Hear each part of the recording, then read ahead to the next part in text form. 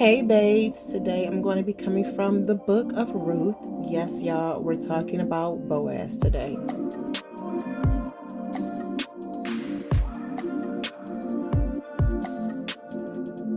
So, there was a famine in the land in Bethlehem. So, this family decided to go live in Moab for a while.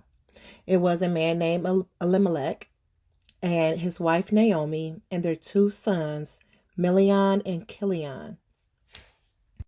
Now, Elimelech ended up dying, leaving his wife and two sons.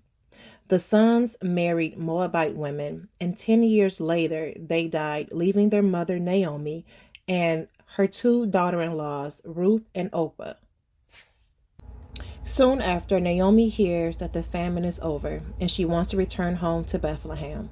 Naomi encourages her daughter in laws to return home to their families. Orpah decides to go home. Ruth, on the other hand, wants to go with Naomi. Naomi tried her best to encourage Ruth to return home to her family, but Ruth said, "Where you go, I will go. Where you stay, I will stay. Your people will be my people. Your God will be my God. Where you die, I will die, and there I will be buried." So Ruth and Naomi go back to Bethlehem, where some of her family is. So there is a rule that any grain that falls on the ground while being harvested shall be left for the poor to pick up. Now Naomi had a relative on her husband's side, a man of standing from the clan of Elimelech, whose name was, guess what y'all, Boaz. So Ruth says to Naomi, "Let me go to the field and pick up leftover grain behind anyone whose eyes I find favor." So Ruth went out and entered a field and began to glean behind the harvesters. As it turns out, she was working in the field belonging to Boaz, who was from the clan of Elimelech, y'all. Just then, Boaz returned home to Bethlehem. He sees Ruth and asks, "Who does that young woman belong to?" They tell him that she is a Moabite woman who came back with Naomi. Now, Boaz is a cool cat. He goes up to Ruth and says, "My daughter, listen to me. Don't go and glean in another field, and don't go away from here. Stay here with the women who work for me. Watch the field where the men are harvesting, and follow along after the women. I have told the men, do not lay a hand on you. And whenever you are thirsty, go and get a drink from the water jars the men have filled." He shows her great favor, lets her eat with him, and gives her extra grain. Now Ruth didn't understand why Boaz was being so kind to her. But Boaz told her that he had heard what she had done for her mother-in-law, how she had left her father and her mother and her homeland to come to a land that she knew nothing of. He said, "May the Lord repay you for what you have done." Now let's pause for a moment. Doing the right thing often takes great sacrifice. The decision that Ruth made to not return to her family and to journey on with Naomi to a new land to serve a new God was a selfless act, and it showed how dedicated and how much she loved Naomi. Now, Ruth told Naomi everything that Boaz had said, and she was too pumped, y'all. She was so excited that Boaz had showed her so much favor.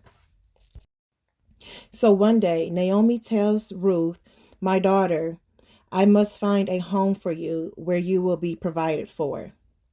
So Naomi tells Ruth to get dressed up, put on some perfume, go slay that makeup, y'all, and go see Boaz.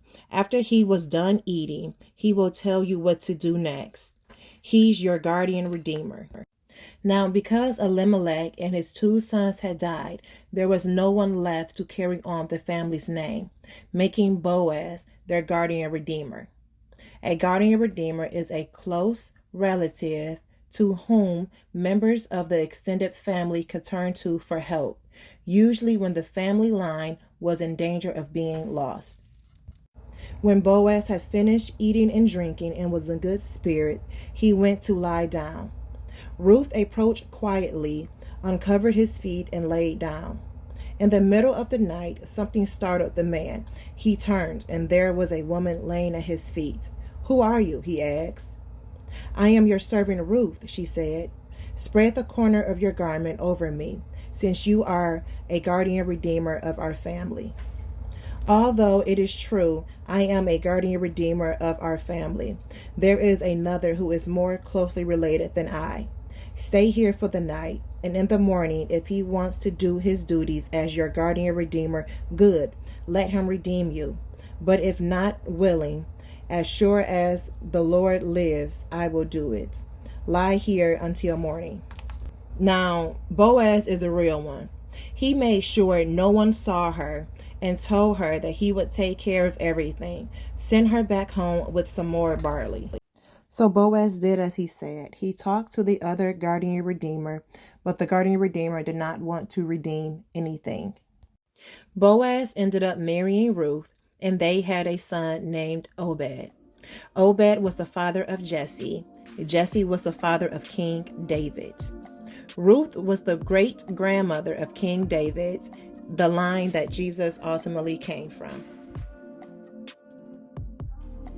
Okay, babes, so what can we take away from the story of Ruth? That there is hope in the most devastating times in our lives. That the past does not determine our future. Naomi thought that when her husband and her sons died, that her life was over, that God had forgotten all about her, right? But God had bigger plans for not only Naomi, but for Ruth as well. The sacrifice that Ruth made to not return home to her family was probably the best decision that she ever made. Going back to Bethlehem with Naomi, she was introduced to a new God. She served the God of Israel, which is our Heavenly Father, right? So never dwell on the past. Always look forward to the future. We all have ups and downs. We all have things that we go through in life.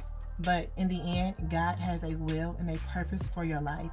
Stay focused on that. Stay focused on God. Meditate on His word day and night.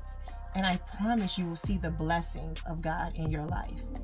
Ruth did not know what was to come. She became the great-grandmother of King David, the line that Jesus ultimately came from.